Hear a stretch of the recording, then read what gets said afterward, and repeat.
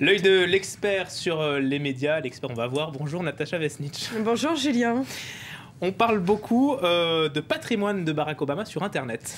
Et oui, car comme le veut la loi américaine, la Maison-Blanche vient de publier la déclaration de patrimoine du président américain et on y apprend plusieurs choses, nous dit USA Today. D'abord que Obama est riche, près de 8 millions de dollars d'actifs. C'est pas une surprise ça. Non, mais bon, USA Today le remarque, le confirme.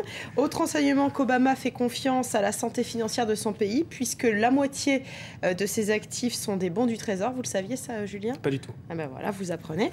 Mais l'information que tous les médias américains ont relevée, eh bien, c'est qu'il possède un compte évalué entre 500 000 et 1 million de dollars dans la banque JP Morgan, cette banque qui vient de perdre 2 milliards de dollars après de mauvais investissements. Et pendant que Barack Obama joue la transparence sur, sur ses revenus, la campagne présidentielle continue aux États-Unis. Oui, élection qui opposera, vous le savez, Barack Obama à Mitt Romney en novembre et qui dit bonne campagne aux États-Unis. Vous avez vu, je fais des efforts. Ouais. Qui dit bonne campagne aux États-Unis dit trouver des fonds et beaucoup de fonds pour financer cette campagne. D'ailleurs, sur la page Twitter de Barack Obama, chaque Américain est clairement invité à participer, à faire des dons. Et l'équipe d'Obama insiste bien sur le fait que 60% des dons qui sont faits pour sa campagne sont des dons de moins de 250 $. En gros, tous les électeurs sont appelés à mettre la main à la poche. Et puis, il y a tous les moyens de dénigrer l'autre adversaire, mais indirectement. Et là... Et la manière dont ça se passe aux États-Unis, eh bien, c'est qu'on passe par des super PAC, ce que l'on pourrait traduire comme des super comités d'action politique.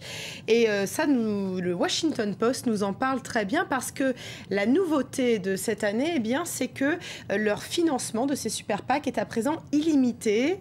Donc les entreprises et les particuliers peuvent donner autant d'argent qu'ils le veulent, d'une façon potentiellement anonyme, une arme quasi absolue donc, et dont on ne connaît pas encore les effets. Alors cela prend souvent la forme de vidéos, vous en découvrez pendant que je parle, de vidéos dans lesquelles les partis se dénigrent indirectement bien sûr, parce que officiellement, cela n'a rien à voir avec les partis officiels. Pour cette campagne, les vidéos du camp démocrate sont donc des vidéos qui expliquent la manière dont Mitt Romney eh bien, a fait fortune. On explique que le candidat républicain a fait le gros de sa fortune grâce à l'activité de Bain Capital, c'est un fonds d'investissement. Et autrement dit, il a bâti sa fortune, nous dit-on, en rachetant à bas prix des entreprises, en les délocalisant, en les restructurant, en supprimant des postes et en les revendant à profit quelques années plus tard. Et regardez ce tweet de l'équipe de Barack Obama toujours. Racheter une aciérie endettée, lui faire faillite et repartir avec des millions, c'est ça l'économie de Romney et c'est mal.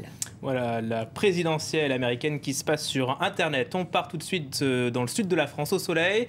On parle du Festival de Cannes, 65e édition. Oui, Julien, et à part les célébrités qu'on va voir défiler sur le célèbre tapis rouge de la Croisette, la liste des films qui ont été sélectionnés, les stars qui vont être révélées, eh bien, on parle beaucoup sur le web de la parité dans l'industrie cinématographique. En fait, tout ça, c'est parti d'un billet qui a été publié dans Le Monde par un comité, un collectif féministe qui s'appelle La Barbe, vous connaissez peut-être, hein, c'est un collectif qui fait pas mal d'actions à Paris et qui dénonce les inégalités entre les hommes et les femmes. Donc il débarque dans une assemblée avec toute la barbe et puis il dénonce toutes ces inégalités. Bref, dans cette tribune, elle félicite le président du Festival de Cannes d'avoir sélectionné 22 films réalisés par 22 hommes, et qu'elle remarque également qu'une seule palme d'or a été décernée à une femme, c'était en 93, c'était Jane Campion, et que depuis, il y a bien des femmes qui participent au Festival de Cannes, mais ces femmes, eh bien, ce sont les maîtresses de cérémonie et non pas des réalisatrices. Alors, ce débat a eu de l'écho aux États-Unis, au Royaume-Uni, comme The Guardian, là, ce que vous voyez en ce moment à l'écran, et puis The Guardian, pardon, qui se demande si la société peut vraiment être réellement bien représentée dans les films si les films sont réalisés que par des hommes. Alors, il y a quand même une réalisatrice anglaise qui réagit. Vous découvrez ça sur le site d'Europe 1. En fait, cette réalisatrice anglaise refuse que la sélection de Cannes se fonde sur un quota homme-femme égal parce qu'elle refuse l'idée de faire aumône. C'est pas parce que c'est une femme qu'elle doit être sélectionnée à Cannes. On reste à Cannes avec un invité très très spécial, le général Aladine de Wadia. Ah, ça y est, vous avez bien prononcé. Vous allez découvrir les images pendant que je parle. C'est bien sûr cet homme, vous l'avez peut-être reconnu, c'est Borat. Voilà.